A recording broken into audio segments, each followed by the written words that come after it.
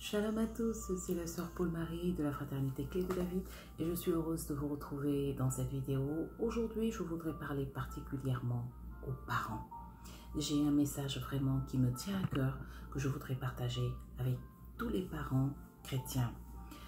Je voudrais partager avec vous un passage de la Bible que vous connaissez, qu'on entend très souvent, sur lequel il y a eu beaucoup de prédications édifiantes, bénies. Et ce soir, je voudrais vraiment partager avec vous ce que le Seigneur met à mon cœur par rapport à ce passage et aussi par rapport à un vécu, à une expérience. Alors, nous allons prendre nos Bibles à l'évangile de Matthieu, le chapitre 19. Nous allons prendre les versets 13, 14 et 15.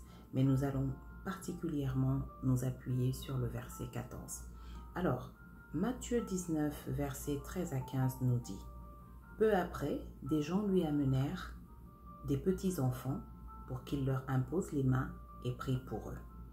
Les disciples leur firent des reproches. Mais Jésus leur dit: Laissez donc ces petits-enfants, ne les empêchez pas de venir à moi, car le royaume des cieux appartient à ceux qui leur ressemblent. Puis il leur imposa les mains et poursuivit son chemin. Mes très chères sœurs, mes très chers frères, parents, à qui le Seigneur a fait la grâce de vous confier ces enfants, parce que c'est bien le cas. Les enfants que vous avez, c'est Dieu qui vous les a confiés. Si vous ne l'avez jamais fait, je vais vous inviter à prier, à consacrer ces enfants et à demander à Dieu de vous révéler leur destinée afin que vous puissiez les aider à entrer et à marcher dans cette destinée que Dieu a prévue pour eux. Mais oui, parce que c'est très important. Dieu nous dit ici, le Seigneur Jésus-Christ nous dit dans ce verset 14 de Matthieu 19, « Laissez venir à moi les enfants, ne les empêchez pas. » Beaucoup de parents aujourd'hui ressemblent à ses disciples. Beaucoup. Je bénis le Seigneur parce que vous voyez parfois des épreuves d'une vie nous enseignent. Pas parfois. Je pense que toutes les épreuves d'une vie, lorsque nous les traversons avec le Seigneur Jésus, nous enseignent, nous édifient, nous fortifient. Je disais dans une de nos vidéos qui s'appelle « Évite les pièges du désert » que véritablement le désert n'est pas fait pour nous détruire, mais pour nous construire. Quand nous le traversons avec celui qui a su traverser le désert en étant vainqueur de toutes les tentations, c'est-à-dire Christ notre Seigneur. Moi particulièrement, le Seigneur m'a fait la grâce d'avoir des enfants, pas quand je les désirais. Il m'a appris à apprécier cette grâce. Et donc, j'ai pu comprendre assez tôt que ces enfants étaient la propriété de l'Éternel et que je devais les éduquer selon le projet et le plan de Dieu.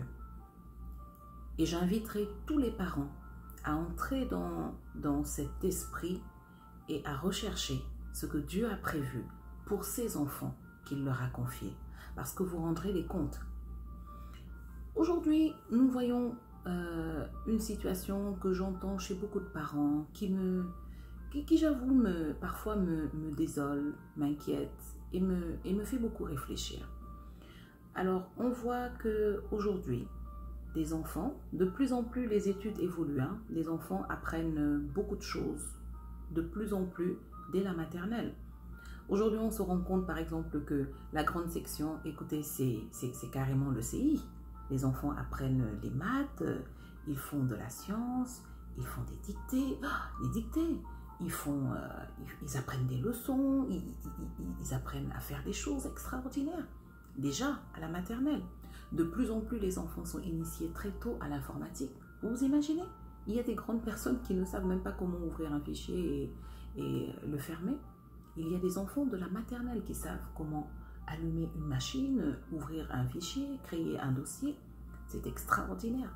Et je vois des enfants qui peuvent vous manipuler de ces appareils. Regardez simplement la nouvelle génération, comment ces enfants sont avec tout ce qui est smartphone et nos adolescents. Regardez comment ils sont mais vraiment doués pour tout ce qui est application et tout. Ils nous donnent des cours, hein, moi je vous dis.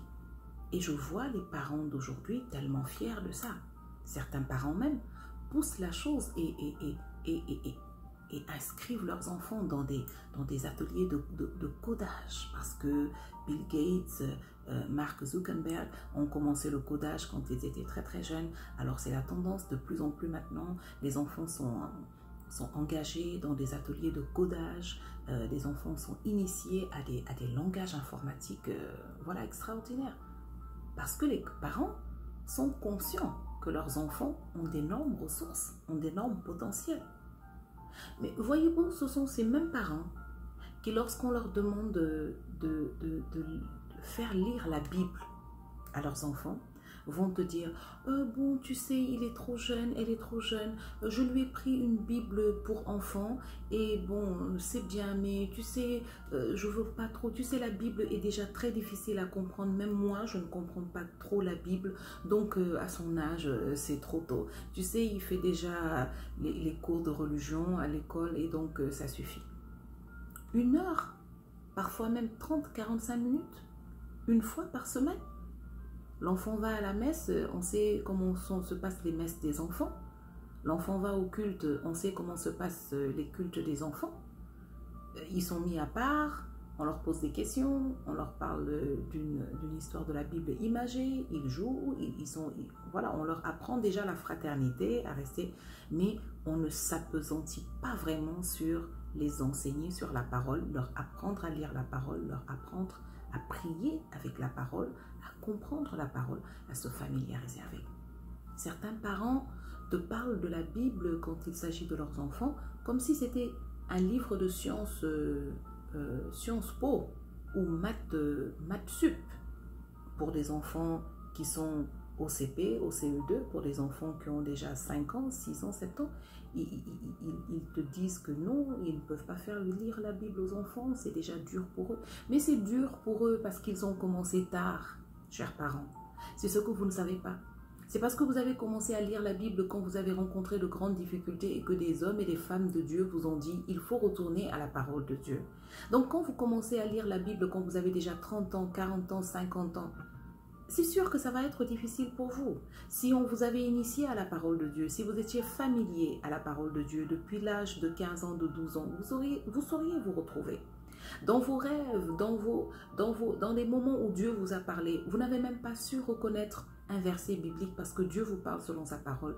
Et Dieu peut vous parler parfois par un verset. Vous ne connaissez pas la référence de verset, mais vous savez que ça c'est une parole qui est dite quelque part dans la Bible. Mais vous ne le saurez pas parce que vous n'êtes pas habitué. La parole de Dieu dit que mes brebis me connaissent, elles connaissent ma voix. Comment voulez-vous être une brebis de Jésus-Christ, un disciple de Jésus-Christ, si vous ne savez pas reconnaître sa voix? Ce ne sera pas possible. Et le plus tôt vous commencez, et le meilleur disciple vous serez. Celui qui restera le plus longtemps avec le maître et celui qui apprendra le plus de choses, le plus de secrets, le plus qui va acquérir le plus de potentiel, qui va être le plus conforme à l'enseignement du maître.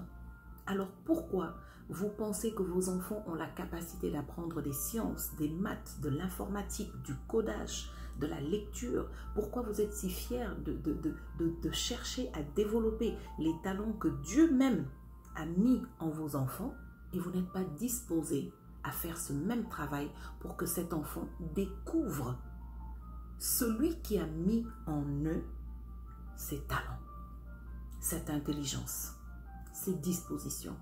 Comment trouvez-vous difficile vous apprenez aux enfants très tôt à savoir comment on gagne de l'argent, que tout ce qu'on a, il faut travailler dans la vie pour avoir ceci, cela.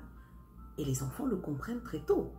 Il y a des parents très doués pour faire comprendre aux enfants qu'il ne faut pas gaspiller, qu'il faut respecter les autres, que la vie, il faut travailler pour réussir.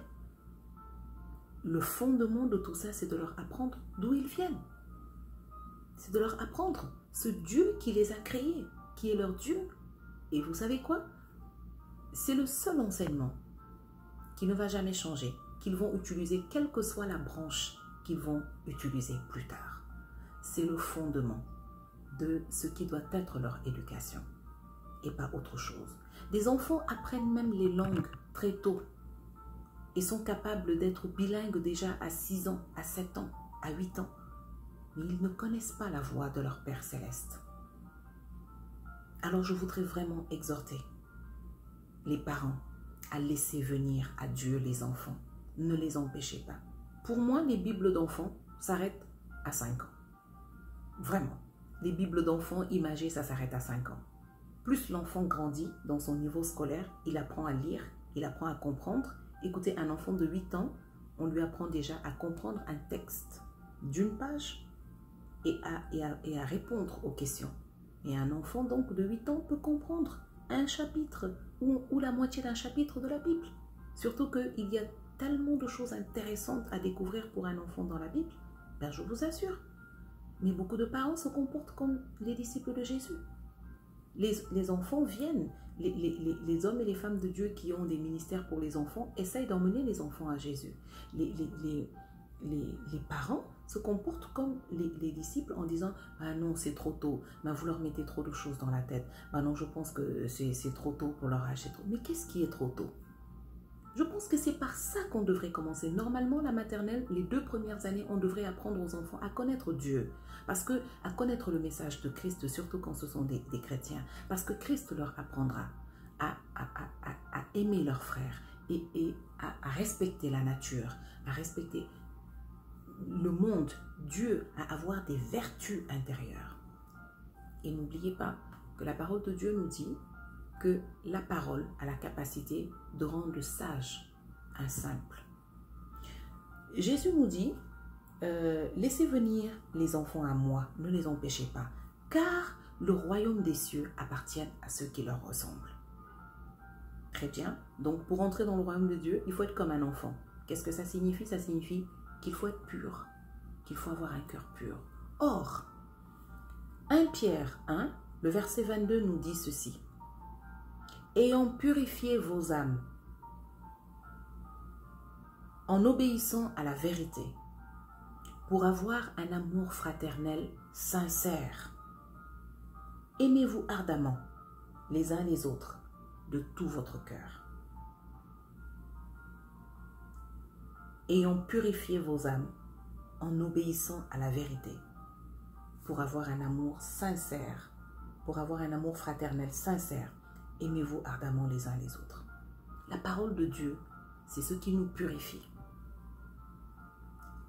Et vous allez convenir avec moi qu'une personne qui n'a pas pris de bain pendant 30 jours et une personne qui n'a pas pris de bain juste la veille n'auront pas besoin du même procédé de purification. Vous êtes d'accord avec moi? Donc, un enfant qui a commencé très tôt à connaître Dieu, à marcher avec Dieu, à apprendre à reconnaître la voix de son Père Céleste, qui a été très tôt initié à recevoir en lui cette purification constante de la parole de Dieu, va développer un amour fraternel sincère. Il va apprendre à aimer ses frères, il va apprendre à faire tout de tout son cœur. Ce sera une personne entière, ce sera une personne forte, ce sera une personne remplie de sagesse, ce sera une personne remplie de connaissances. Mais lorsqu'il atteindra 30 ans, avant de commencer par lire, certes, il sera purifié en obéissant à la vérité. Et la vérité, c'est la parole de Dieu. La vérité, c'est Jésus-Christ. C'est sûr qu'il prendra plus de temps. Les choses seront plus embrouillées pour lui. Les choses seront plus difficiles à comprendre parce que le monde aura déjà installé son système en lui.